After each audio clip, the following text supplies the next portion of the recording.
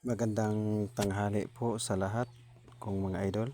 Update ko lang po mga idol. Nung nakaraang buwan mga idol, ito yung mga na-sprayhan ko nung nakaraang buwan.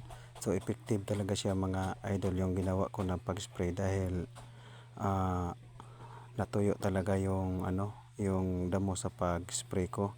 Itong damo mga idol, mahirap talaga to siya kontrolin. Pero dinamihan ko na lang ang paglagay ng gamot para malanta talaga siya. Tsaka mga idol, ito yung yung variety ng tubo ko dito.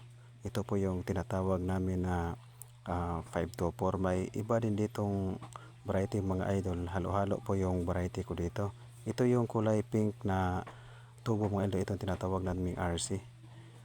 Kung medyo ang abono mo nito mga idol medyo marami-rami, ang ilagay mo sa puno, malalaki din yung katawan niya. Yan mga idol, yung kulay violet ay RC ang tawag niyan. So ito naman mga idol, ito naman ang tinatawag naming 599. Malaki din yung uri ng tubo mga idol, pero halo yung variety ko dito mga idol na tinanim ko.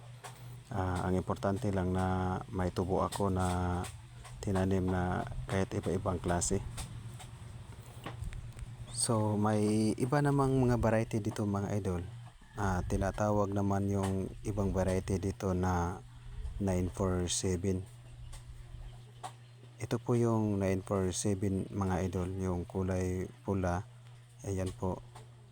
Pero ito yung mga idol, ito yung maganda pag paramihin. Ayan mga idol, so mga ilang buwan na lang ang paghihintay nito mga idol. Pwede nitong ma-harvest dahil mga sobrang di pa naman po ang kanyang haba. Hanggang dito na lang mga idol. Bye bye.